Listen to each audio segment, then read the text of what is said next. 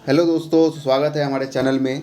आज का 18 मार्च का सेकेंड शिफ्ट का सारा क्वेश्चन मेरे पास आ गया है। एकदम रियल क्वेश्चन है और इसका आंसर भी आपको कराया जाएगा। ठीक है, तो क्लास में बने रहे अंत तक। आपको यहाँ पे जितना क्वेश्चन आपका सही होगा ज़रूर बताइएगा कितना क्वेश्चन सही है, और कमेंट जरूर करके बताइएगा कि मेरा 40 में कितना नंबर आ रहा है। ठीक है, चलिए देखते हैं तो पहला क्वेश्चन के साथ। ठीक है, देखिए पहला क्वेश्चन क्या बोल रहा है।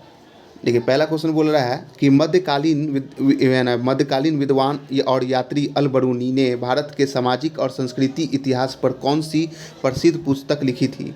तो अल बरूनी ने कौन सी पुस्तक लिखी थी, तो किताब उल हिंद लिखी थी, ऑप्शन नंबर सी। ठीक है, देखिए अल बरूनी जो 11वीं शताब्दी में किताब उल हिंद अरबी भाषा में लिखी थी, और इसमें भारतीय धर्म और दर्शन और रीति रिवाज का विस्तृत वर्णन किया गया है। ठीक है, तो ये भी ध्यान रखिएगा। ठीक है, उसके फिर देखिए दूसरा नंबर सवाल क्या है। देखिए उसका भी महात्मा गांधी ने 1922 में किस हिंसक घटना के बाद असहयोग आंदोलन वापस ले लिया था। तो किस घटना के बाद, तो आपको चौरी चौरा कांड, ऑप्शन नंबर बी सही हो जाएगा। देखिए चौरी चौरा कांड पूछ सकता है कब हुआ था। 4 फरवरी 1922 को चौरी चौरा में भीड़ द्वारा पुलिस के थाने को जलाने के बाद गांधी जी ने अहिंसा का पालन करते हुए आंदोलन को वापस ले लिया था। ठीक है, तो इसको ध्यान रखिएगा। फिर तीसरा नंबर सवाल क्या पूछा था, 1931 में गांधी इरविन समझौता के बाद किस आंदोलन को स्थगित कर दिया गया था। तो कौन सा आंदोलन को, सविनय अवज्ञा आंदोलन को। देखिए 5 मार्च 1931 को समझौता के बाद गांधी जी ने आंदोलन को रोका और दूसरे गोल में सम्मेलन में भाग लेने के लंदन गए थे। ठीक है, तो आपको ये भी ध्यान रखना है। उसके बाद 4 नंबर में देखिए क्या पूछा था, गुजरात का लंगनाज जो है किस ऐतिहासिक युग का स्थल है। लंगनाज, तो लंगनाज का है तो मध्य पाषाण काल का है, तो ऑप्शन नंबर बी इसका राइट आंसर हो जाएगा। ठीक है, लंगनाज से छोटे पत्थर और औजार और मानव कंकाल मिले हैं और मध्य पाषाण काल की संस्कृति को दर्शाता है, तो ये भी आपको ध्यान में रखना है। ठीक है, फिर एक सवाल पूछा था कंप्यूटर में रेडो करने के लिए है ना। ठीक है, शॉर्टकट की क्या है, तो क्या है, Ctrl+Y हो जाएगा। ऑप्शन नंबर 20 का वही मतलब सही आंसर हो जाएगा, ऑप्शन नंबर बी। अगर Ctrl+Z का उपयोग से हम लोग अंडू के लिए करते हैं, Ctrl+Y का रेडो के लिए करते हैं, तो आपको ये ध्यान रखना है।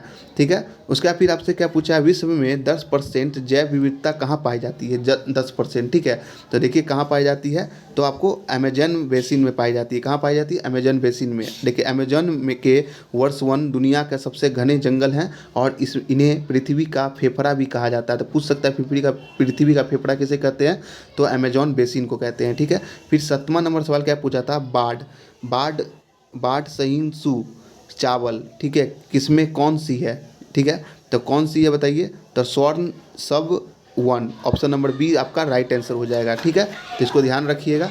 ठीक है, उसका फिर एक सवाल पूछा था आपको कि कार्बन बजट रिपोर्ट कौन जारी करता है। कार्बन बजट रिपोर्ट कौन करता है, तो ग्लोबल कार्बन प्रोजेक्ट के द्वारा किया जाता है। ठीक है, यह संस्था हर साल बताती है कि वातावरण में कार्बन उत्सर्जन की स्थिति क्या है। ठीक है, उसका फिर एक सवाल आपको पूछा गया था, देखिए ये फरक्का टर्मिनल किस राष्ट्रीय जलमार्ग का हिस्सा है, तो किसका है, तो राष्ट्रीय राजमार्ग 1 NW1 का है, ऑप्शन नंबर बी इसका सही आंसर हो जाएगा। ठीक है, देखिए NW राष्ट्रीय राजमार्ग 1 जो है प्रयागराज से हल्दिया तक गंगा नदी पर बना हुआ है। यह फरक्का का एक मुख्य टर्मिनल है। ठीक है, तो ये भी आपको याद रखना है। उसका फिर 10वां नंबर सवाल क्या पूछा था, सतत विकास लक्ष्य किस वर्ष शुरू किया गया था, तो किस वर्ष, 2015 में। ठीक है, 2015 में शुरू किया गया है। ठीक है, उसके बाद फिर एक सवाल पूछा गया कि कुतुबुद्दीन ऐबक ने दिल्ली में कौन सी मस्जिद बनवाई थी, तो तो कुवत उल इस्लाम मस्जिद बनाई थी, ऑप्शन नंबर सी इसका राइट आंसर हो जाएगा। ठीक है, ऑप्शन नंबर सी इसका राइट आंसर हो जाएगा। फिर हम लोग देखते हैं देखिए उसका हम लोग को देखते हैं, बजट से भी पूछा था। बजट 2025-26 के अनुसार बीमा क्षेत्र में FDI की सीमा कितना मतलब सीमा क्या थी, तो क्या थी, तो 100% थी, आपको ध्यान रखना है। ठीक है, उसके बाद देखिए 13 नंबर सवाल में क्या पूछा था, अनुच्छेद 39A का संबंध किससे है। देखिए इससे पहले जो एक शिफ्ट में 39D पूछा था, समान कार्य के लिए समान वेतन वाला जो 39D में था, तो वो आपको पूछ चुका है। अब 39A पूछा है, जिसमें क्या है, समान न्याय और मुफ्त कानून सहायता है। ठीक है, तो आपको याद रखना है मुफ्त कानूनी सहायता, तो ऑप्शन नंबर बी इसका सही आंसर हो जाएगा। ठीक है, उसके बाद देखिए इसे 42वां संविधान संशोधन द्वारा जोड़ा गया था। ठीक है, ये भी ध्यान रखना है। उसका फिर एक सवाल पूछा गया था कि पर्यटन किस सेक्टर में आता है। पर्यटन जो है तो आपको तृतीय क्षेत्र सेक्टर में आता है। देखिए क्षेत्र, तृतीय क्षेत्र से भी आपको इकोनॉमिक्स का सवाल है, हमेशा याद करके जाइएगा। पिछला वाला में सेवा कृषि के बारे में पूछा था कि कृषि किस क्षेत्र में है, तो आपको यहाँ से हमेशा एक मतलब हर शिफ्ट में एक सवाल न बन ही रहा है हर दिन, ठीक है, तो आपको ये भी पढ़ लेना है, ठीक है। उसका फिर 15 नंबर देखिए क्या पूछ रहा है, कैबिनेट मंत्री और राज्य मंत्री में क्या मुख्य अंतर होती है। तो देखिए इसमें क्या होती है, कैबिनेट मंत्री बड़े विभागों का के स्वतंत्र प्रभारी होते हैं और सरकार की मुख्य नीतियों का निर्णय लेते हैं, जबकि राज्य मंत्री उनकी सहायता करते हैं, ठीक है। तो ये आपका जो भी है इसको देख लीजिएगा, आंसर क्या होगा उसको मार लीजिएगा, उसमें ऑप्शन में दिया होगा, ठीक है।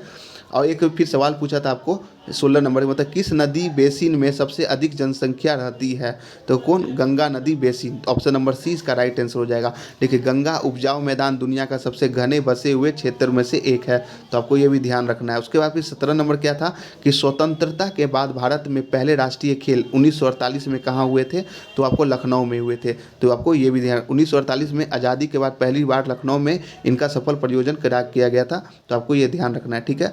उसके बाद फिर निरंतर गति के दौरान कौन सी राशि शून्य हो जाती है, तो कौन, तो विस्थापन। ऑप्शन नंबर बी सही हो जाएगा, ठीक है, तो आपको ये ध्यान रखना है। उसका फिर एक सवाल पूछा गया था, डॉक्टर बुधरी ताती, ठीक है, बुधरी ताती को किस क्षेत्र में पद्म श्री मिला है 2026 में। देखिए पद्म श्री आपको याद करके जाना इंपॉर्टेंट टॉपिक है, तो किस क्षेत्र में मिला है आपको, तो आपको समाज सेवा के क्षेत्र में मिला है। ऑप्शन नंबर बी आपका राइट आंसर हो जाएगा। यहाँ से हमेशा एक क्वेश्चन बन रहा है, तो आप लोग पढ़ के जरूर जाइएगा, छोड़िएगा नहीं टॉपिक को। देखिए 20 नंबर क्या बोला, अनुच्छेद 243 के तहत राज्य में वित्त आयोग रिपोर्ट किसे देता है, तो किसे राज्य में किसको देता है, तो आपको राज्यपाल को देता है, ठीक है, तो ये आपको ध्यान रखना है। उसके बाद एक ये सवाल पूछा गया था कि .docx या .xls या .pptx को क्या कहते हैं, तो इसे हम लोग कहते हैं फाइल एक्सटेंशन कहते हैं, तो ये आपको ध्यान रखिएगा। इसमें जो फाइल एक्सटेंशन जो है वो आपका राइट आंसर हो जाएगा। फिर एक सवाल पूछा था हॉर्नबिल महोत्सव कहाँ मनाया जाता है, तो ये आपको नागालैंड में मनाया जाता है। ऑप्शन नंबर बी आपका राइट आंसर हो जाएगा, ठीक है, तो ये भी याद रखिएगा। फिर 23वां नंबर सवाल क्या था, 324 किससे संबंधित है, तो आपको मालूम होना चाहिए ये निर्वाचन आयोग से संबंधित है, ठीक है। उसके बाद फिर देखिए पानीपत का दूसरा युद्ध जो 1556 में किसके किसके बीच हुआ था, तो आपको बताइए किसके बीच में हुआ था, तो मराठा और अब्दाली मतलब हेमू, अकबर और हेमू के बीच में था। ऑप्शन नंबर बी इसका राइट आंसर हो जाएगा, ठीक है, ऑप्शन नंबर क्या हो जाएगा, बी इसका राइट आंसर हो जाएगा, तो आपको ध्यान रखना अकबर और हेमू के बीच में था। उसके बाद एक सवाल पूछा था 25 नंबर, रक्त समूह ब्लड ग्रुप की खोज किसने की थी, तो कार्ल लैंडस्टीनर ने की थी। कब की थी, 1990 में की थी, ठीक है, तो आपको याद रखना है इसको भी। फिर एक ये देखिए ये भी पूछ लिया है कि G21 2025 शिखर सम्मेलन कहाँ हुआ है, तो ठीक है कहाँ हुआ है, तो ये आपको दक्षिण अफ्रीका में हुआ है, तो आपको ये भी याद रखना है, ठीक है। उसके बाद फिर आपको 27 नंबर क्या पूछा है कि दाब का SI मात्रक क्या है, तो आपको पास्कल है, क्या है, पास्कल है, तो आपको ये भी ध्यान रखना है। फिर एक सवाल पूछा गया था आपको कि बंगाल का पहला गवर्नर जनरल कौन है, तो वॉरेन हेस्टिंग था, ठीक है, वॉरेन हेस्टिंग पहला गवर्नर जनरल था। देखिए 1773 के एक्ट के बाद वह बंगाल का पहला गवर्नर जनरल बना था, तो आपको ये भी ध्यान रखना है। उसके बाद 29 में काजीरंगा नेशनल पार्क किसके लिए प्रसिद्ध है, तो एक सिंग वाला गेंडा। कल आपको हम डिस्कशन में बताए थे एक्स्ट्रा फैक्ट में कि एक सिंग वाला गेंडा के लिए काजीरंगा फेमस है। देखिए आज क्वेश्चन ये पूछ दिया है, ठीक है, तो ये आपको ध्यान रखना है। उसके बाद फिर आपको याद रखना है कि ठीक है भारत की, देखिए 30वां नंबर क्या है, भारत की पहली महिला राज्यपाल कौन थी, तो सरोजनी नायडू थी, वे उत्तर प्रदेश के राज्यपाल नियुक्त हुई थी, तो ठीक है, तो इसको भी याद रखिएगा, ये आपका हो जाएगा। उसका फिर 31 नंबर क्या था, प्रकाश संश्लेषण में पौधा कौन सी गैस छोड़ती है, तो कौन सा छोड़ती है, तो ऑक्सीजन छोड़ती है, और CO2 लेती है, तो इतना याद रखिएगा, ठीक है। तो ऑप्शन नंबर आपका सी जो होगा उसमें मतलब जो भी होगा ऑक्सीजन उसका राइट आंसर हो जाएगा। देखिए पीली क्रांति, क्रांति से भी हर शिफ्ट में एगो सवाल, हर दिन एगो सवाल आपको देखने को मिला था, क्रांति आप पढ़ के जाइएगा। पिछला में नीली क्रांति से पूछा था जो मत्स्य से आपको बताए थे, इसमें आपको पीली क्रांति से सवाल पूछा है, तो पीली क्रांति आपको तिलहन उत्पादन से है, तो आपको याद रखना है, ठीक है। उसके बाद फिर आपको लोटक झील पूछा है, कहाँ है, तो ये मणिपुर में है। देखिए के ना इसको हम लोग तैरता हुआ नेशनल पार्क भी कहते हैं, तो ये भी आपको याद रखना है। उसके बाद आपको देखिए वंदे मातरम किसने लिखा था, तो बंकिम चंद्र चटर्जी ने लिखा था, और यह उनके उपन्यास आनंद मठ का हिस्सा है, तो ये भी आपको ध्यान रखना है, ठीक है। उसके बाद जो है सवाल, उसके बाद फिर देखिए 35 नंबर सवाल क्या बोल रहा है, एक मिनट, हाँ उसका नंबर 35 नंबर सवाल बोल रहा है आपको कि विटामिन सी की कमी से कौन सी बीमारी होती है, तो ये देखिए ये आपको हम डिस्कशन में पिछले वाला क्लास में बताए हुए हैं, तो स्क्रीबी होती है, देखिए यहाँ पूछ लिया है। इससे क्या होता है कि मसूड़े में सूजन और खून आने की समस्या होती है, तो आपको ये भी याद रखना है, ठीक है, ठीक है। लेकिन मेरे पास 35 सवाल आया था पूरा, तो हम आपको 35 सवाल का डिस्कशन करवा दिए हैं। देख लीजिएगा आपको कि कितना नंबर आया, कमेंट करके ज़रूर बताइएगा कि आपको कितना सही हो रहा है 35 में। ठीक है, मिलते हैं नेक्स्ट वीडियो में आपको।